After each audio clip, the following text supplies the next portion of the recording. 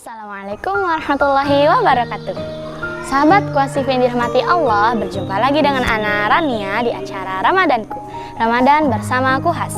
Semoga kita semua selalu diberikan kesehatan untuk bisa menjalankan ibadah puasa Ramadan ini.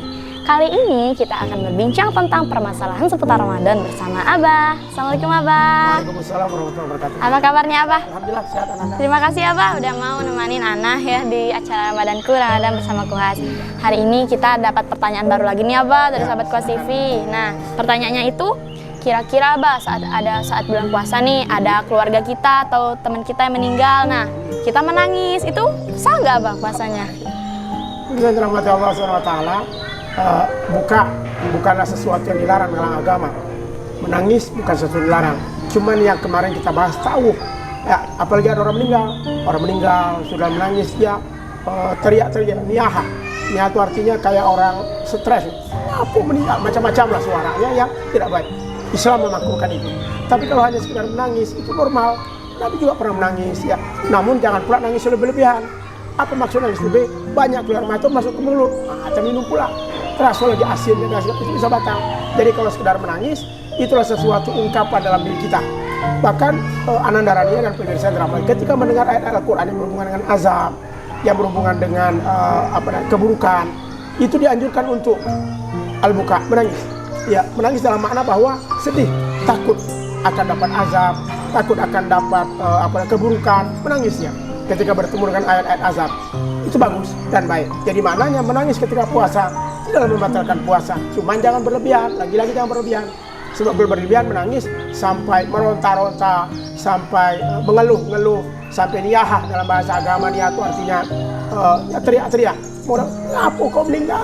Ngapo? Kayak orang, ya kayak drama-drama di film-film itulah kira-kira begitu. Kalau itu makruh dan itu tidak dibolehkan. Kenapa? Karena Islam tidak membolehkan kita niyaha. Ini artinya ketika orang meninggal kita teriak-teriak seolah-olah ada sesuatu yang kita tidak terima dari takdir Allah. Itu kan takdir Allah. Ingat Ananda Rania, ada seorang ahli sufi, subhanallah, ya itu Jalaluddin Rumi. Beliau ketika mau meninggal, itu murid-muridnya menangis. Dia katakan, kenapa kau menangis? Aku ini ingin bertemu dengan Allah, aku ingin bahagia bersama Allah, kenapa menangis? Ayo, tertawa. Makanya Jalaluddin Rumi, dia punya konsep, kalau bersufi dengan jogetnya, wah itu jogetnya mutar-mutar. Maka dia bilang, pokoknya kalau aku meninggal, kalian joget, jangan sampai kalian menangis mendengarku. Artinya, menangis bukan sesuatu yang dilarang dalam agama, silakan. Selama itu kita lakukan karena ada perasaan dalam jiwa kita, perasaan diri kita karena sedih, kan mungkin ada sesuatu yang tidak bisa kita harapkan. Itu yang disebut dengan memang harus kita hadapi dengan cara-cara yang baik, dengan cara-cara bagus, dan dengan cara-cara begitu Ananda Rania. Baik Abah, nah jadi sebaiknya itu makruh ya Abah ya. Tidak usah nangis lah. Iya, kalau bisa nggak usah nangis lah. Walaupun nangis karena sedih meninggal itu wajar.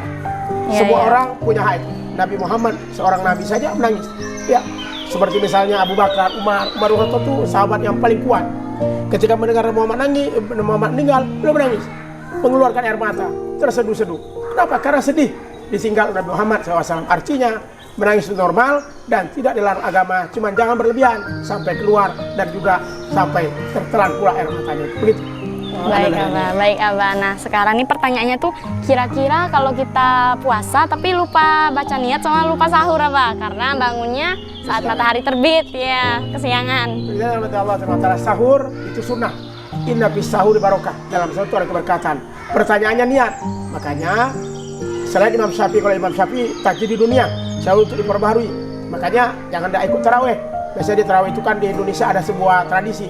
Selesai sholat taraweh, selesai sholat witir, doa puasa untuk besok. Karena menurut ulama, ketika dia puasa wajib dengan niat. Kecuali puasa sunnah, itu boleh dia tidak niat. Ada satu kisah, ini puasa sunnah.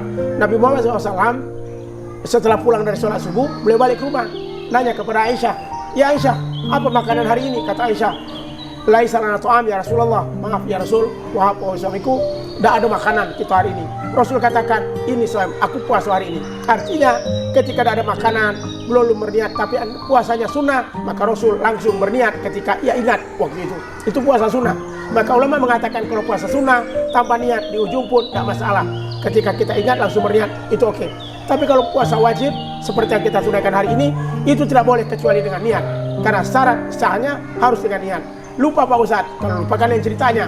Makanya ada imam Sedangkan Imam Syafi'i menyatakan eloknya kalau baca niat itu setahun, sebulan, langsung di awal Ramadan. Ya, jadi nawaitu shauma ghadin kullu, itu dibolehkan. Puasaku Ramadan semuanya. Jadi dari 1 sampai 29 atau dari 1 sampai 30 langsung niatkan semuanya, itu lebih elok. Ya, yang elok lagi kata Imam Syafi'i tajdid dunia. Setiap kali kita bersahur, setiap kali selesai witir, baca niatnya nawaitu shauma ghadin an adai pada Ramadan haidzana lillahi taala. Itu baik. Karena Imam Syafi'i menganjurkan tajdid dunia fi kulli amal, memperbarui niat di setiap amal-amal perbuatan kita. Begitu anak-anak. Makanya jangan sampai lupa niat. Ya, tapi niat itu pemirsa yang dirahmati Allah bukan sekedar lafzian, tapi juga qalbian. Ya, ada memang tidak berniat, tapi dia sudah tahu kalau dia puasa, berarti itu sudah ada niat. Walaupun tidak disebutkannya nawaitu shauma ghadin, cuman dia tahu kalau bulan-bulan puasa dan dia memang sadar sedang puasa, cuman tidak diucapkan dalam bentuk lafaz, maka ulama mengatakan siha niat tahu, karena niat laisa bil lafzi faqat. Yang namanya niat anak-anak, dia bukan hanya dilapaskan saja, tapi juga detikan hati. Kalau sudah detikan hati, itulah niat yang tertanam. Makanya ada ulama mengatakan an-niyah mahallu fil qalb. Niat itu adanya di hati kita, bukan di lisan kita. Begitu anak-anak. Baik Abah, nah jadi lebih baik saat kita selesai tarawih nih Abah ya, baca niatnya biar tidak terlupa. Nah baik Abah, terima kasih Abah atas penjelasannya, itu sangat bermanfaat sekali bagi kita semua, terutama bagi anak pribadi. Baik pemirsa, demikian perbincangan kita pada kali ini. Tunggu kami di episode selanjutnya. Jangan lupa like, share, and subscribe. Anak Rania pamit undur diri. Wassalamualaikum warahmatullahi wabarakatuh.